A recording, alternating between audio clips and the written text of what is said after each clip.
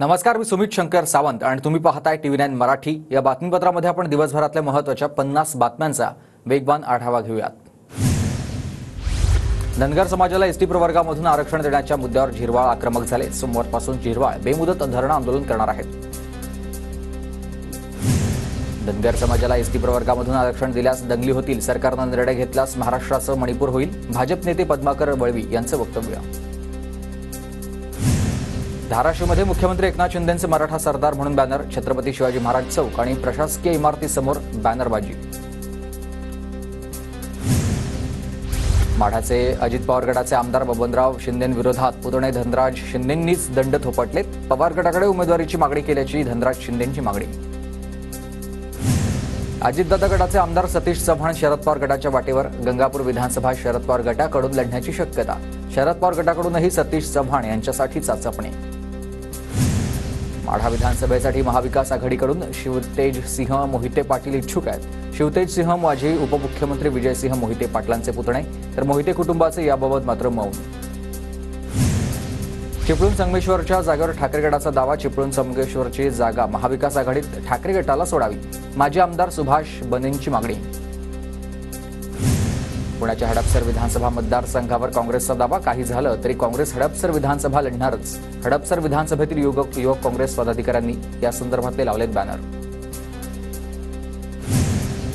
परभणीच्या पाथरी विधानसभेवरून महाविकास आघाडीमध्ये संघर्ष निर्माण होण्याची शक्यता। काँग्रेसच्या जागेवर शरद पवार गटाकडून जोरदार तयारी। पाथरीतून काँग्रेसचे सुरेश वरपुडकर हे आमदार आहेत।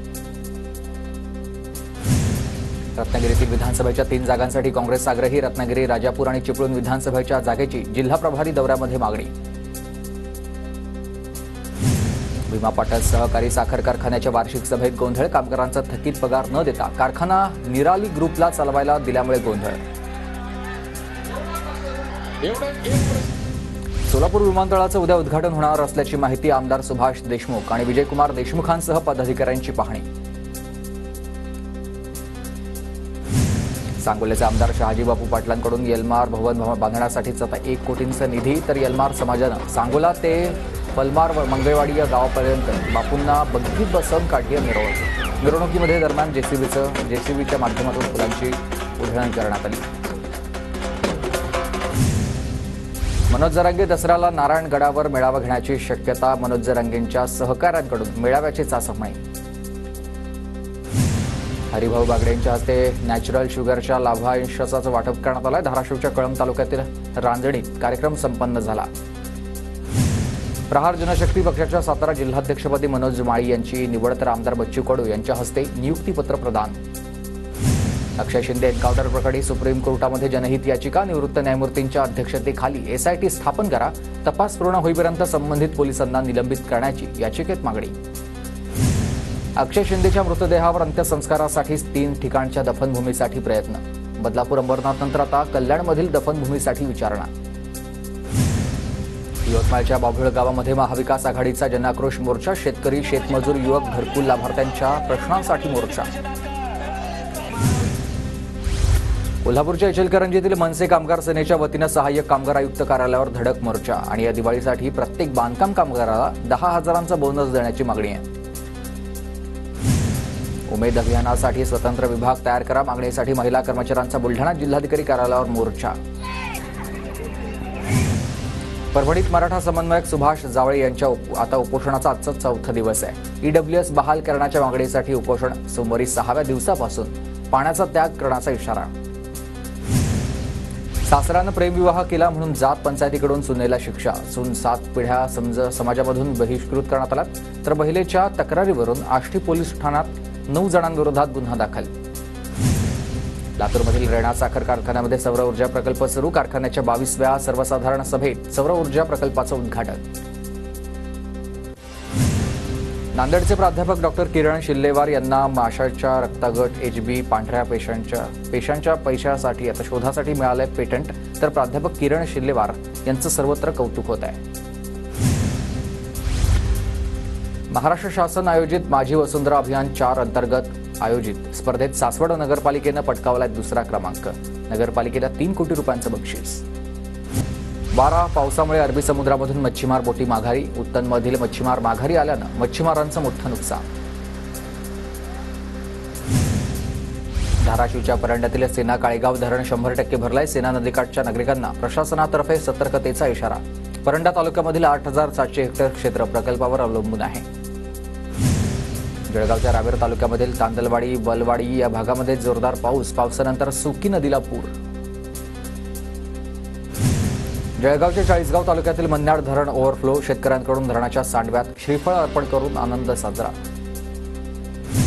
जळगावच्या बोदवड तालुक्याला पावसाचा तडाखा. 3 तास झालेल्या पावसामुळे बोदवड शेतील आता शाळेमध्ये पाणी साचलंय. मानवी साखळी तयार करून विद्यार्थ्यांना बाहेर काढण्यात आलं. भुसावळच्या हतनूर धरणाचे 4 दरवाजे पूर्ण क्षमतेने उघडले. धरणामधून सध्या 47,393 क्युसेकनं पाण्याचा विसर्ग. छत्रपती संभाजीनगरमध्ये सर्वदूर पावसाची हजेरी. अनेक ठिकाणी पिकांचं मोठं नुकसान. शेतात पाणीच पाणी.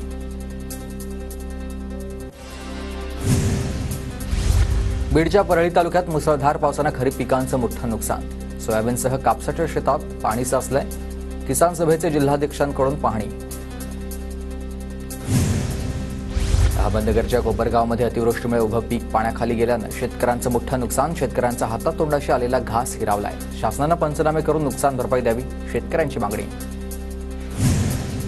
नाशिकच्या लासलगावमध्ये परतीच्या पावसामुळे शेती पिकांना फटका. शेतात पावसाचं पाणी साचत असल्यानं पीक खराब होण्याची भीती आहे. तातडीनं शेतीचे पंचनामे करण्याची शेतकऱ्यांची मागणी.